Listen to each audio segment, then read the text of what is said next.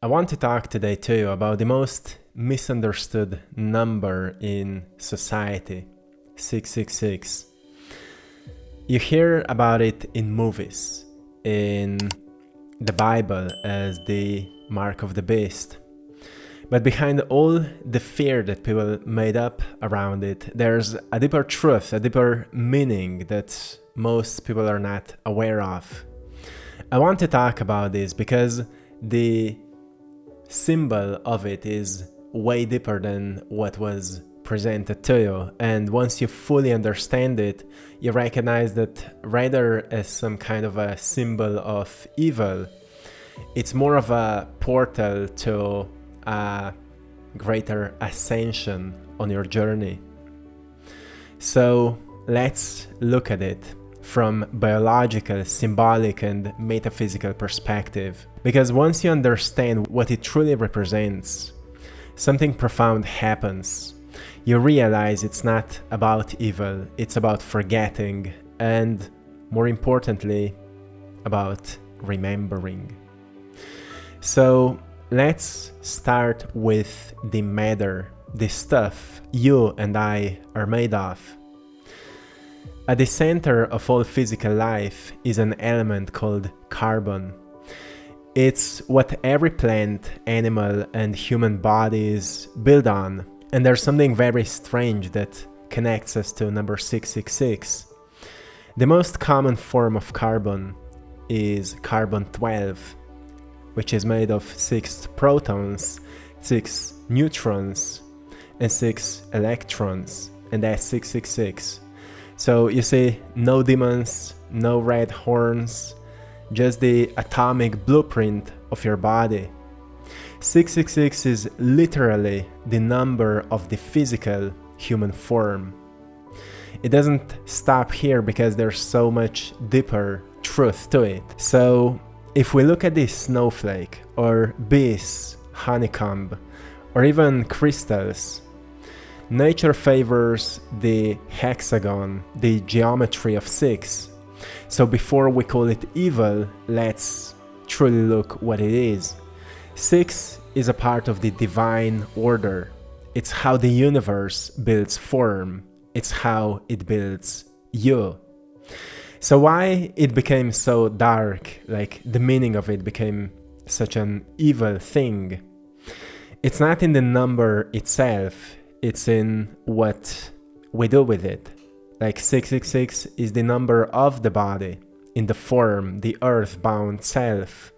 When we begin to believe that it's all we are, the flesh, the appearance, the name, the role, we forget about the observer who is actually looking at it and observing it. And that's why when ancients observed humanity, they've noticed that every time they lose their sense of values, when they start forgetting who they are and they forget about the meaning of life, the meaning of their life, struggles and challenges, they start acting like beasts more and more. So more we forget who we are, more we start acting like some kind of beasts, because we fully identify with the physical and therefore we protect it and we fight for it, and we're willing to do anything it takes to keep it. And from one perspective, it would mean we create God out of matter. Deeper we go into this form of separation from the observer that we truly are, more we lose the sense of knowing of what truly matters. That's what the ancients called it, the beast. When you forget about who you are, you start acting like a beast. It's not a monster out there somewhere in the hell. It's a state of consciousness, one that's deeply identified with matter, with control, and with fear of death. We become the beast when we fear lack of resources, when we use others as tools for our own gain, when we judge ourselves by wealth, power, or status, and when we live in survival mode, chasing pleasure and avoiding discomfort at any cost.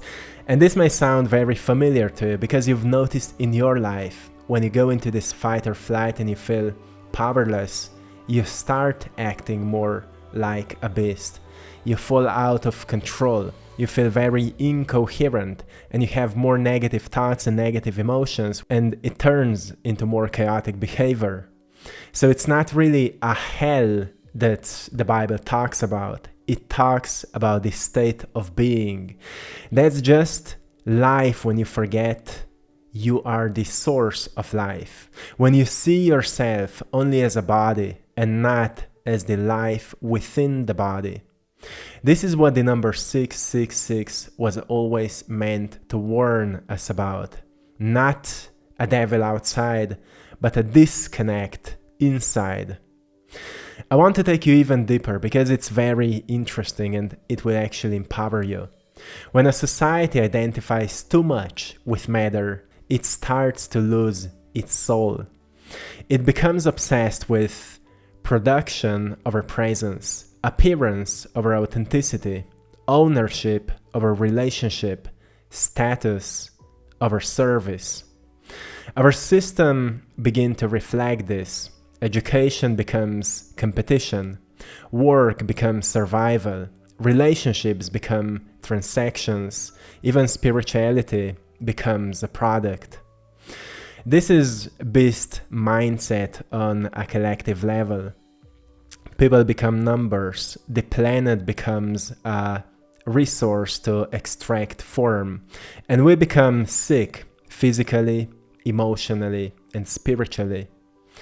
So when ancient texts talked about the mark of the beast, they weren't pointing at some barcode on your skin. They were pointing at a mental barcode, a way of thinking that reduces human beings to material functions.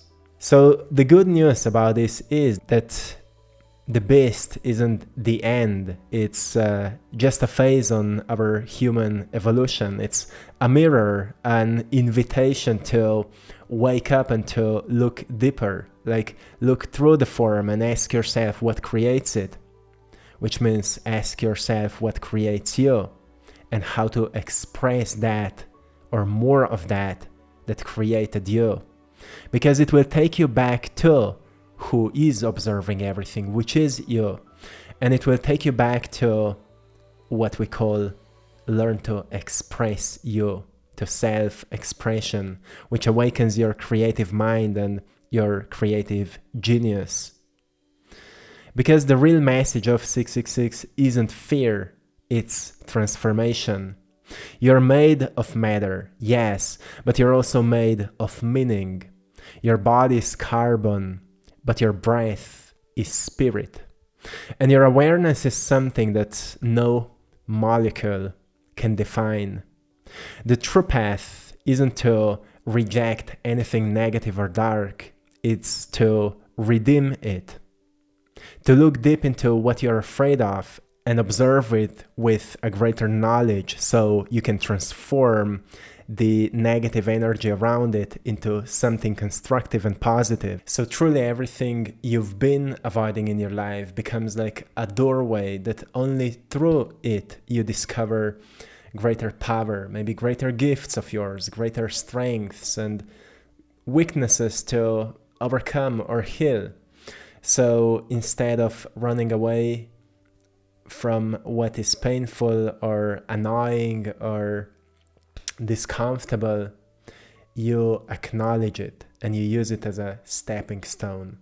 The Bible never taught about being afraid of the beast, but be aware of it. And beast is more like an animal. It requires some kind of training to become intelligent. And partially you are an animal as well as you're also the divine. But because you're aware of the divine and you're aware of the animal, your job is to bring the divine to your automatic behavior and therefore transform unconscious self with the divine knowledge and wisdom. To recognize that the structure of your body is divine, but that you are more than the body. That's what the ancients meant when they spoke of transcendence, not escaping the world, but moving through it with clarity, presence, and connection. So in many practices, they were not just meditating, they were doing something painful, but through presence. They were going into darkness, like into caves, or holding certain poses, like in yoga, and bringing breath into these painful parts of the body, but they've stayed present with them, so they enlighten the parts of them that before they've been avoiding. That's what Carl Jung called the shadow work. So the next time you think about 666 as something evil, be reminded that you're made of sacred geometry, and that you're not just geometry alone, as you're not just matter alone, you're the breath of life, you're the spirit and the observer of life.